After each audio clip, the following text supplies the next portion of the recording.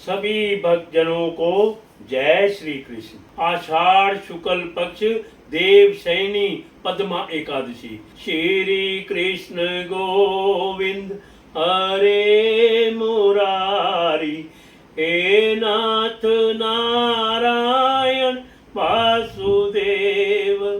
श्री कृष्ण गोविंद हरे मुरारी, हे नाथ नारायण वासुदेव। धर्मराज युधिष्ठिर बोले, हे भगवान, आषाढ़ माह के शुक्ल पक्ष की एकादशी का क्या नाम है और उस दिन कौन से देवता की पूजा होती है तथा उसकी विधि क्या है, इसे सविस्तार पूर्वक कहिए। श्री कृष्ण भगवान बोले, हे राजन, एक समय नारद जी ने ब्रह्मा जी से यही प्रश्न पूछा था।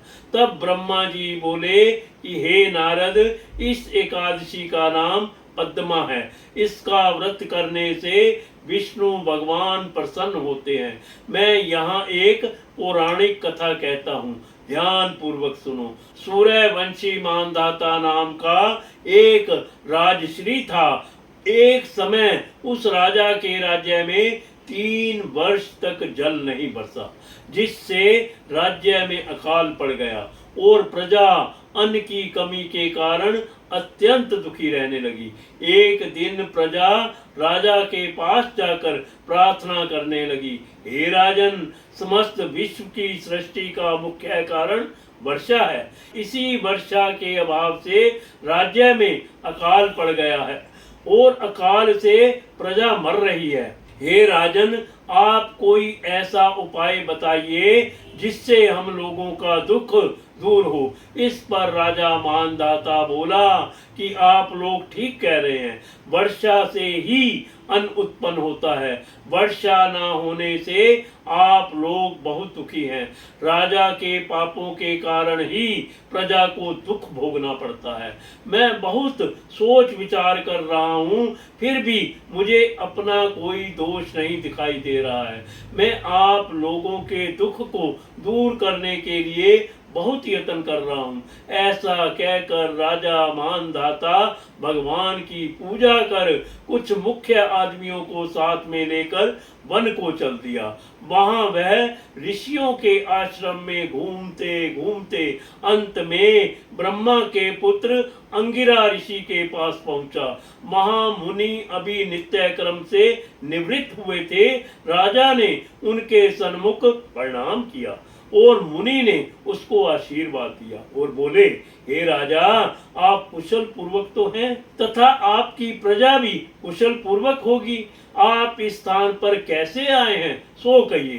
राजा बोला कि हे महर्षि, मेरे राज्य में 3 वर्ष से वर्षा नहीं हो रही है। इससे अकाल पड़ गया है और प्रजा महान दुख भोग रही है। प्रजा के कष्ट को दूर करने के लिए कोई उपाय बतलाइए। इस पर वह ऋषि बोले, हे राजन, यह सतयुग सब युगों में श्रेष्ठ है। इसमें धर्म के चारों चरण सम्मिलित हैं, अर्थात इस युग में धर्म की सबसे अधिक उन्नति होती है। इस युग में ब्राह्मणों का तपस्या करना तथा वेद पढ़ना ही मुख्य अधिकार है। परंतु आपके राज्य में एक शूद्र इस युग में भी तपस्या कर रहा है। इस दोष के कारण आपके राज्य में वर्षा नहीं हो रही है। यदि आप प्रजा का भला चाहते हैं तो उस शूद्र को मार दीजिए। इस पर राजा बोला, हे मुनीश्वरों, मैं उस निरपराध तपस्या करने वाले शूद्र को नहीं मार सकता। आप इस दोष से छूटने का कोई अन्य उपाय बतलाइए। तब ऋषि बोले, हे राजन, यदि तुम ऐसा ही चाहते हो तो आषाढ़ माह के शुक्ल पक्ष की पद्मा नाम की एकादशी का विधि पूर्वक व्रत करो। इस व्रत के प्रभाव से तुम्हारे राज्य में वर्षा होगी और प्रजा सुख पाएगी, क्योंकि इस एकादशी का व्रत सब सिद्धियों को देने वाला है और समस्त उपद्रवों को शांत करने वाला है। इस एकादशी का व्रत तुम अपनी प्रजा व सेवक तथा मंत्रियों सहित करो।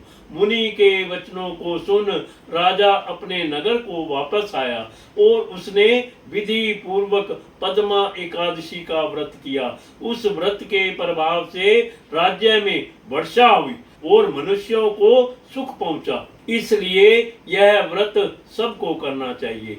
यह व्रत इस लोक में भोग और परलोक में मुक्ति देने वाला है। इसकी कथा पढ़ने व सुनने से मनुष्य के सब पाप नष्ट हो जाते हैं। इस एकादशी को देव शयनी एकादशी भी कहते हैं और इस व्रत को करने से विष्णु भगवान प्रसन्न होते हैं। अतः मोक्ष की प्राप्ति के लिए भी मनुष्यों को यह व्रत करना चाहिए। चातुर्मास व्रत भी इस एकादशी के व्रत से शुरू किया जाता है। कथा सार, अपनी किसी समस्या से छुटकारा पाने के लिए किसी दूसरे का अहित नहीं करना चाहिए। अपनी शक्ति से और भगवान पर पूरी श्रद्धा और आस्था रखकर संतों के कथनानुसार सत्कर्म करने से बड़ी बड़ी विपदाओं से छुटकारा मिल जाता है। देव शयनी पद्मा एकादशी महात्म संपूर्ण। श्री कृष्ण गोविंद हरे मुरारी, हे नाथ नारायण वासुदेव।